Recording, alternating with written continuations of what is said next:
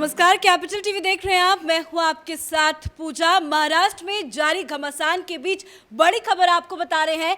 पहली बड़ी खबर यह है कि देवेंद्र फडणवीस दिल्ली में है और अमित शाह से देवेंद्र फडणवीस ने मुलाकात की है। दूसरी बड़ी खबर यह है कि एकनाथ शिंदे भी कभी भी किसी भी वक्त दिल्ली आ सकते हैं और बीजेपी के साथ मिलकर आगे की रणनीति पर चर्चा कर सकते हैं। तीसरी बड़ी खबर आपको बता दें, आज अचानक से एकनाथ शिंदे होटल के बाहर आते हैं, मीडिया से मुखातिब होते हैं और एक बड़ा बयान देते हैं कि वो शिवसेना के हिंदुत्व के मुद्दे को आगे बढ़ाएंगे। उनके साथ 50 विधायकों का साथ है। तो वहीं सबसे बड़ी खबर इस बीच ये है कि उद्धव ठाकरे विधायकों के सामने घुटने टेकते हुए नजर आ रहे हैं। विधायकों से ये अपील कर रहे हैं कि आइए बातचीत कीजिए, हम आपकी मुसीबत को समझेंगे। साथ ही एक बड़ा बयान उद्धव ठाकरे ने ये दिया है कि उनके साथ कई विधायक उनके संपर्क में है। इस बड़ी खबर में मेरे साथ न्यूज रूम से जुड़े हुए हैं कैपिटल टीवी के editor in chief doctor Manish Kumar. आज दिल्ली में क्या कुछ हुई अमित शाह और देवेंद्र फडणवीस की बैठक में? आपने दनादन चार ब्रेकिंग न्यूज आपने दी है। पांचवी मैं ऐड कर देता हूं।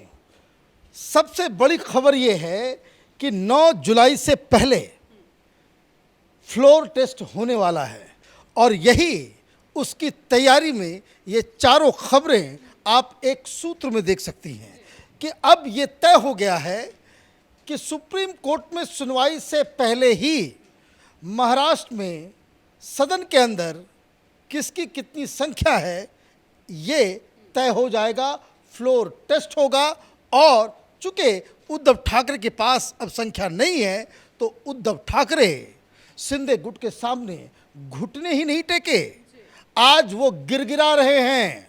उस खबर पर मैं आऊँगा और फ्लोर टेस्ट से पहले क्या क्या चीज़ें होनी हैं, किस तरीके से सीटों का बंटवारा होना है, शिंदे गुट और बीजेपी के बीच में क्या बातचीत होनी है, कौन कौन सा मंत्रालय किसको देना है, कितना देना है, क्या शर्तें होंगी, इसकी क्लैरिटी के लिए देवेंद्र फडणवीस, अमित शाह और बीजेपी के वरिष्ठ लीडर से यहाँ पे फाइनल बातचीत करने आए हैं।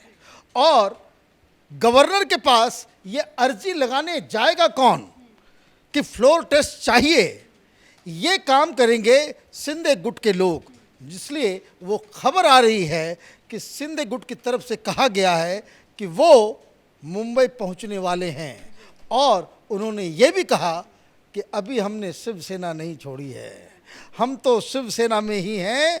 और इस खबर के आते ही ये सारे प्लान्स, देखिए राजनीति ये चतुर लोगों का खेल है। इमोशनल अपील से कुछ नहीं होता। ये कोई बॉयफ्रेंड गर्लफ्रेंड की लड़ाई नहीं है कि तुम रूठ गए हो, तुमको मना लेते हैं, इस बात का बुरा मत मानो। इसकी कोई जगह नहीं है। यहाँ लड़ाई सत्ता की है, पावर की है। यहाँ शतरंज के खेल की तरह चालें चली जाती है और गुवाहाटी से वो गेट के सामने आते हैं। 2 सेंटेंस ही उन्होंने कहा कि हम हिंदुत्व को आगे बढ़ा के लेके जाएंगे और अभी भी हम शिवसेना में ही हैं। सारे प्लान चौपट हो गए। तुरंत उद्धव ठाकरे की मीटिंग होनी थी, कैबिनेट मीटिंग 5:30 बजे के लिए टाल दिया, तुरंत टाल दिया गया। और टालने से पहले क्या किया गया, उसके पहले उद्धव ठाकरे ने एक चिट्ठी लिखी। क्या चिट्ठी में लिखा गया है? क्या आपकी मुझे बहुत चिंता है। अरे कल तक तो तुम्हारा संजय राउत कह रहा था शमशान भेजेंगे, आज अचानक से चिंता होने लग गई। बोले मैं देखो हेड ऑफ द फैमिली की तरह मैं तुम्हें वापस बुला रहा हूं। कल तो गद्दार कह रहे थे और आपके बेटे आदित्य ठाकरे वो ये कह रहे थे, फिल्म दिल जले फिल्म का डायलॉग दे रहे थे कि हम क्या शरीफ हो गए, सारी दुनिया गुंडा बन गई, उस तरह का डायलॉग फिल्म का। मैं तो फिल्म ज़्यादा जानता नहीं हूँ लेकिन ये डायलॉग देते हुए मैंने सुना। भाई आप कह रहे हो कि देखिए हमें बहुत चिंता है, आप वापस आ जाओ, सारी बातें हो जाएंगी। आप तो कह रहे थे कि रास्ते बंद हो गए, दरवाजे बंद हो गए, इन गद्दारों को मुंबई में ये कैसे आते हैं। वो क्यों? क्योंकि संख्या बल उनके साथ है। डिप्टी स्पीकर को सुप्रीम कोर्ट से लगी है लताड़। आपने तो पहले कह दिया कि भाई उसको पार्टी से निकाल देंगे, उनको विधानसभा की सदस्यता उनकी चली जाएगी, सारे थ्रेटनिंग दे दिया। लेकिन सुप्रीम कोर्ट का जब डंडा पड़ा, सुप्रीम कोर्ट से जब न्याय सामने आया, आपकी सारी प्लानिंग खत्म। पहले आप प्रहार करते हो, पहले आप अटैक करते हो, पहले आप जो है बेइज्जत करते हो, जलील करते हो, घर के ऊपर हमला करवाते हो, और उसके बाद कहते हो कि मैं हेड ऑफ द फैमिली हूं, बड़ी चिंता हो रही है।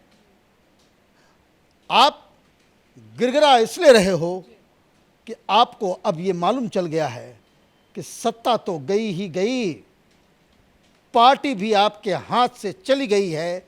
जो शिवसेना उद्धव ठाकरे के पास बचेगी वो मुंबई की, शहर की एक मोहल्ले की पार्टी हो जाएगी। वो मैं इसलिए कह रहा हूं, ये जो 40 सुधर गए हैं उसमें से सिर्फ 4 मुंबई के हैं, बाकी मुंबई के जितने एमएलएज हैं जो अभी उद्धव ठाकरे के साथ हैं, लेकिन वो बाकी के बाकी 36 ये मुंबई से बाहर महाराष्ट्र के अलग अलग इलाकों, सुदूर प्रदेशों से, ग्रामीण इलाकों से वो लोग हैं। तो ये सारी चीज़ें हो रही है, तो गिड़गिड़ाने से तो कोई फ़ायदा है नहीं। ये खबर बिल्कुल अब तय हो चुकी है। शिंदे मुंबई आएंगे, उनके गुट की तरफ से गवर्नर से ये कहा जाएगा कि फ्लोर टेस्ट चाहिए, क्योंकि ये हम इस सरकार के साथ नहीं हैं।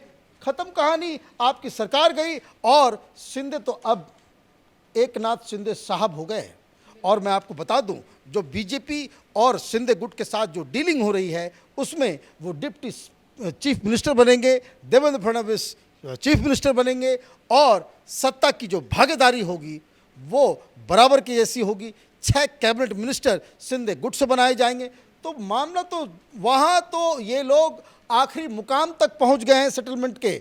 अब बस उसको किस तरह से कार्यान्वयन करना है, इसकी बस वो चिंता में जुटे हुए हैं। जी, एक बड़ी खबर आ रही है, अपने दर्शकों को बता दें, बॉम्बे हाईकोर्ट में एक नई याचिका दी गई है। महाराष्ट्र की सियासत में भी अब याचिकाओं का दौर जो है वो देखने को मिल रहा है। दरअसल ये याचिका उद्धव ठाकरे और संजय राउत को लेकर दी गई है। तो एक नई याचिका, अब इस पे क्या जवाब देंगे उद्धव ठाकरे? देखिए, याचिका वेरा ये तो कानूनी लड़ाई चलती रहेगी।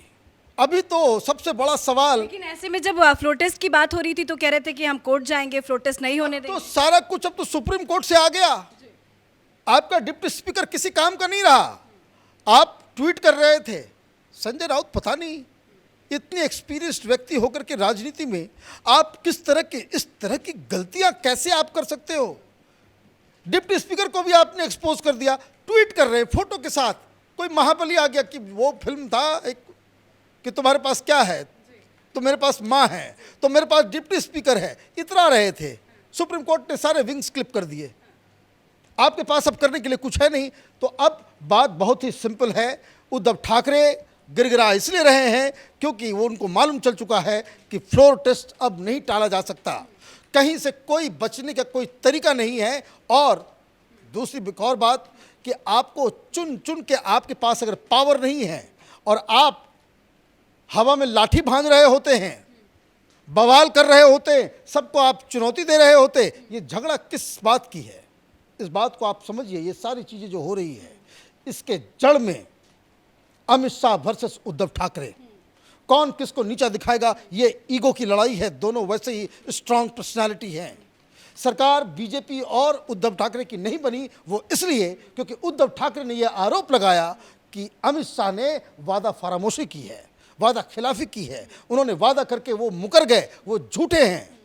अमित शाह वही सबक सिखा रहे हैं। और इसलिए ये जो उखाड़ दिया एडिटर हैं संजय राउत, उनको दूसरा ईडी का समन पहुंच गया है और ये उनको बहुत महंगा पड़ने वाला है। को पीएमएलए केस में सीधे गिरफ्तारी होती है, मतलब सरकार भी जाएगी, पार्टी भी जाएगी, इज्जत भी जाएगी। ये जो बड़बोलापन है वो भी बाकायदा अच्छे तरीके से टोन डाउन करने की तैयारी में। तो बीजेपी के पास पूरा प्लान है और आपके पास कभी कोई प्लान ही नहीं रहा कि भाई आपको करना क्या है। कभी धमकी दे रहे हो, कभी पुचकार रहे हो, कभी लाश बता रहे हो, कभी शमशान भेजने की बात कर रहे हो, कभी आप ये धमकी दे रहे हो कि आओ घूमो, किस तरह से घूमते हो, आप कभी हमले करवा रहे हो। और अंततोगत्वा जब व्यक्ति इतना हवाबाजी करने के बाद घुटने के बल गिड़गिड़ाने लग जाए, मतलब इट इज़ द एंड। जी, महाराष्ट्र की सियासत महाराष्ट्र से शुरू हुई, सूरत पहुंची, सूरत से गुवाहाटी, पर अब पूरा केंद्र जो है वो दिल्ली माना जा रहा है।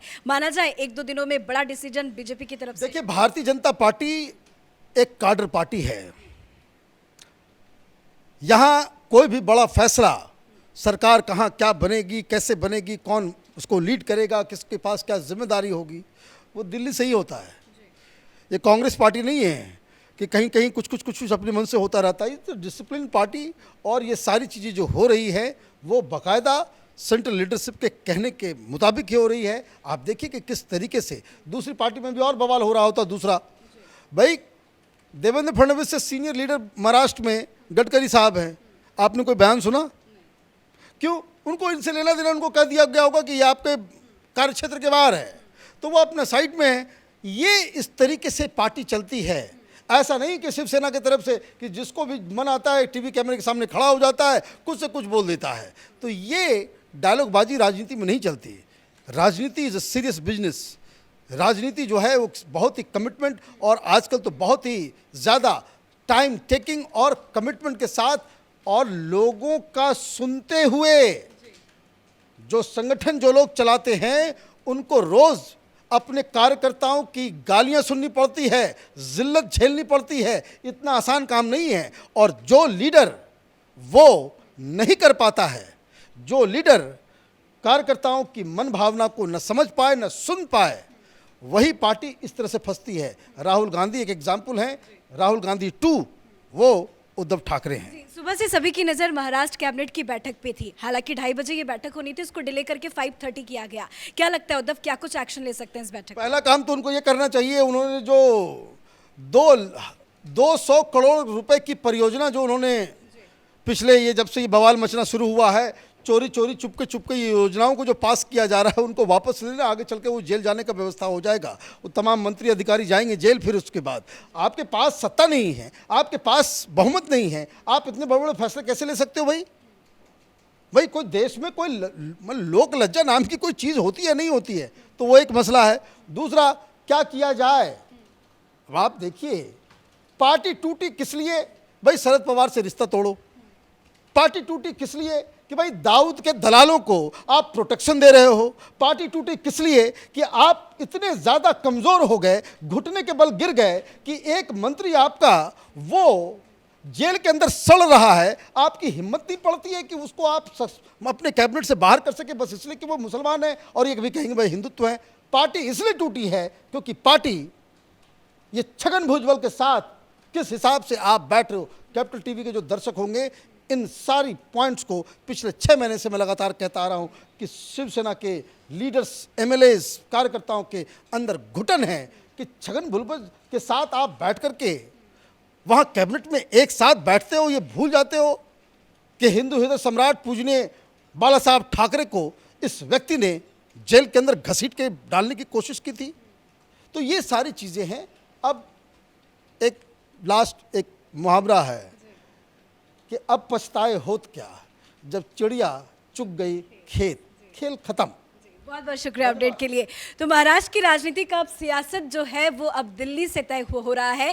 पहले मुंबई से ये सियासत सूरत पहुंचा, सूरत के बाद गुवाहाटी, अब ये पूरा केंद्र जो है दिल्ली हो गया है, क्योंकि दिल्ली में ही महत्वपूर्ण बैठकें चल रही है। देवेंद्र फडणवीस दिल्ली पहुंच चुके हैं, अमित शाह से मुलाकात भी हो चुकी है, और खबर ये भी सामने आ रही है कि एकनाथ शिंदे भी कभी भी किसी भी वक्त दिल्ली आ सकते हैं, अमित शाह से मुलाकात कर सकते हैं। इस बड़ी खबर पर कैपिटल टीवी की नजर बनी हुई है। कैमरा पर्सन रवि के साथ मैं पूजा, कैपिटल टीवी।